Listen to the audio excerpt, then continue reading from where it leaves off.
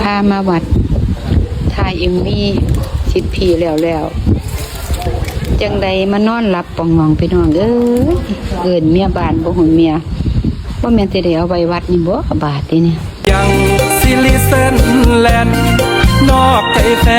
นไปหาผู้ใหม่สบายดีพี่น้องสวัสดีค่ะพี่น้องจ๋ามื้อนี้ก็มาพบกับช่องสาวตุ๊ด Channel อีกคือเก่าเด้อมื้อนี้มาพอกันอยู่ที่โซฟาคือเก่าเด้อพี่น้องและตอนนี้มาเจอกันในเวลาประมาณ 2 ทุ่มกว่าๆแล้วเนาะพี่น้องเนาะเริ่มดึกแล้วเด้พี่น้องอยู่ที่บ้านของสตุ๊ก2 ทุ่มเนาะพี่น้องเนาะเพราะว่าอยู่ที่บ้านของสตุ๊กนะค่อนข้างนอนไวเนาะพี่น้องเริ่มจะง่วงแล้วแหละเนาะพี่น้องเนาะแต่ก่อนจะพากันไปเข้านอนพี่น้องเฮามาติดตามข่าวครอบครัวศิวิไลกันก่อนเนาะพี่น้องเนาะคือมื้อนี้ก็สตุ๊กเองค่ะมาเห็นคลิปของครอบครัวศิวิไลเพิ่นได้โพสต์ลงเนาะพี่น้องเกี่ยวกับงานการแสดงของครอบครัวศิวิไลแหละเนาะพี่น้องเนาะซึ่งรอบนี้คือเพลงของ PK เนาะพี่น้องเนาะพากันไปถ่าย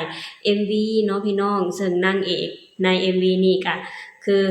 ต้องเป็นน้องธิดาน้อยของเฮาเนาะพี่น้องเด็กนักแสดงมากความสามารถเนาะพี่น้องอายุแค่12ขวบแต่ว่าคุณภาพเรื่องการแสดง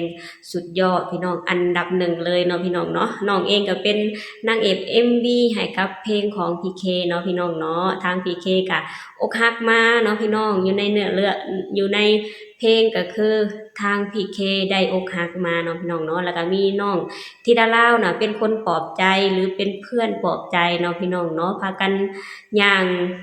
ทาง PK ก็เมาเหล้าเนาะพี่น้องทางน้องธิดาของเฮาก็เมานมเนาะพี่น้องเนาะเห็นแล้วก็เป็นตาหักเป็นตาแพงเด้พี่น้องเห็นในความเก่งความสามารถของน้องธิดาเนาะพี่น้องเนาะนักแสดง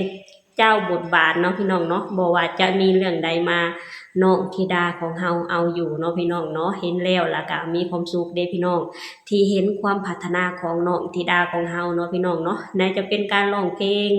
ไหนจะเป็นการฟ้อนรำไหนจะเป็นการแสดงเนาะพี่น้องน้องเอาอยู่ทุกบทบาทเลยเนาะพี่น้องเนาะเห็นแล้วเป็นตาหักเป็นตาแพงเนาะพี่น้องเนาะและมื้อนี้ก็คือพอแสดง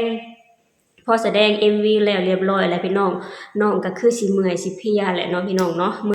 เมื่อยเพลียจากการแสดง MV หรือว่าเหนื่อยเพลียจากการบ่ได้พักผ่อนเนาะพี่น้องเพราะว่าน้องธิดาของเฮาก็ถึงจะบ่ได้มีงานการแสดงแต่ว่าทั้งวันน้องก็บ่ได้อยู่ซื่อๆเนาะพี่น้องช่วยพ่อช่วยแม่เฮ็ดเวียกเฮ็ดงานช่วยพ่อช่วยแม่เฮ็ดอยู่เฮ็ดกินเนาะพี่น้องว่างจากเฮ็ดอยู่เฮ็ดกินแล้วก็ไปเลี้ยงควายเลี้ยงงัวของเพิ่นนั่นแหละพี่น้องเอานมให้น้องพาน้องไปอาบน้ำเนาะพี่น้องก็จะเป็นประมาณนี้เนาะพี่น้องแล้วน้องเองก็เมื่อยเพลียจากการทำงานเหนื่อยเพลียจากการดื้อของน้องน้ำแน่เนาะพี่น้องน้องธิดาลาวเฮาก็ไปล้มนอนอยู่ในวัดเนาะพี่น้องเนาะนอนอยู่ในวัดแบบนอนแบบหลับเลยแหละพี่น้องบวกใส่น้องเมื่อยน้องง่วงแล้วก็มาบวกใส่กับบรรยากาศอยู่ที่วัดก็ลมเย็นๆเนาะพี่น้องน้องก็เลยเสือบหลับไปเนาะพี่น้องเนาะแล้วก็มีทางยายรุ่นเนาะพี่น้องมาปลุกหลานเนาะพี่น้องเนาะเห็นแล้วก็เป็นตาหักเป็นตาแพงในการปลุกหลานของเพิ่นเนาะพี่น้องเนาะไปพี่น้องเดี๋ยวเฮาไปชมคลิปนี้ไปนำกันเนาะพี่น้องเป็นคลิปของยายรุ่นปลุกหลานเนาะพี่น้องเนาะก่อนจะไปถึงคลิปที่ยายรุ่นปลุกหลานเฮามาเบิ่งคลิปที่ทาง PK และน้องธิดาลาวเล่น MV กันเนาะพี่น้องเนาะคือเบิ่งแล้วก็ม่วนแล้วก็มีความสุขไปนำเนาะพี่น้องเนาะดาราเจ้าบทบาทเนาะพี่น้องเนาะไปพี่น้องเดี๋ยวเฮาไปชมคลิปนี้ไปนำกันเด้อมาพี่น้องพอครูเพิ่นได้โพสต์ลงเนาะพี่น้องเนาะลอยหลงบทแสดงกินนมแล้วย่างเซแทนสิทธิ์พี่อาจารย์พี่น้องเมานมพี่น้องเอ้ยนี่ยังซิลิเซนแลนด์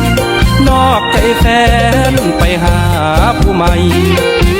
ใช้คำว่าดีเกินไปทำร้ายผู้ชายหากินพามาวัดทายยังมีสิทธิ์ผีแล้วจังใดมานอนหลับปองงองพี่น้องเอิ้นเมียบ้านบ่หุ่นเมียบ่แม่นสิได้เอาไว้วัดนี่บ่บาดนี่เนี่ยนอนอยู่ข้างคลองค่ะ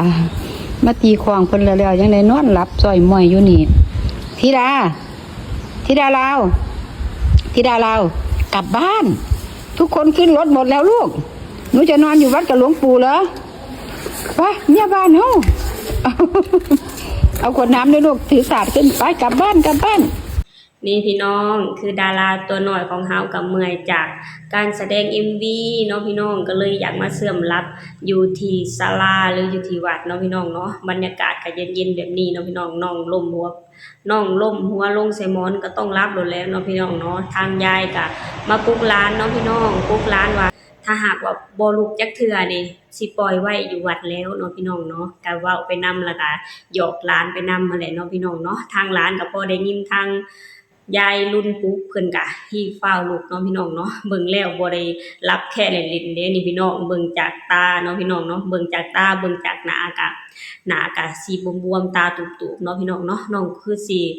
พลอยคือสิเมื่อยจากการทำงานนั่นแหละเนาะพี่น้องเนาะเด็กน้อยพี่น้องเพิ่นก็อยากมีช่วงเวลาที่เพิ่นอยากพักผ่อนแน่เนาะพี่น้องเนาะแต่เฮ็ดจังได๋ล่ะพี่น้องในเมื่อภาระหน้าที่ของน้องก็หลายเนาะพี่น้องเนาะไหนจะแสดง MV แน่ไหนจะเฮ็ดเวียกเฮ็ดงานซอยพ่อแม่แน่แล้วก็ไหนจะไลฟ์สดทักทาย FC แฟนคลับแน่เนาะพี่น้องเนาะนี่แหละพี่น้องเป็นสิ่งที่ฝึกฝนหล่อหลอมให้ธิดาน้อยของเฮาเนาะพี่น้องฝึกในตอนยังน้อยพอใหญ่ขึ้นมาแล้วอุปสรรคอันใดมากะน้องก็บ่ย้านเนาะพี่น้องในเมื่อน้องตอนยังน้อยน้องสู้มาเบิดทุกอย่างน้องเฮ็ดมาเบิดทุกอย่างแล้วพี่น้องฮู้เบิดทุกอย่างเรียนรู้เบิดทุกอย่างพอใหญ่โตขึ้นมาพอเจอปัญหานิดหน่อยน้องต้องแก้ได้อย่างแน่นอนเนาะพี่น้องเนาะนี่แหละพี่น้องมื้อนี้สตุกเองกับพาพ่อแม่พี่น้องมาชมความน่ารักของธิดาน้อยของเฮาเนาะพี่น้องชมทั้งความน่ารักและชมทั้งความเก่งของน้องเนาะพี่น้องความเก่งที่น้องแสดง MV กับ PK เนาะพี่น้องแสดงออกมาเป็นตาหักเป็นตาแพงคือเก่าเนาะพี่น้องเนาะดาราเจ้าบทบาทเนาะพี่น้องเนาะ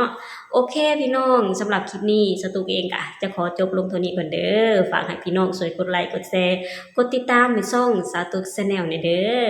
สบายดี สวัสดีค่ะ ยัง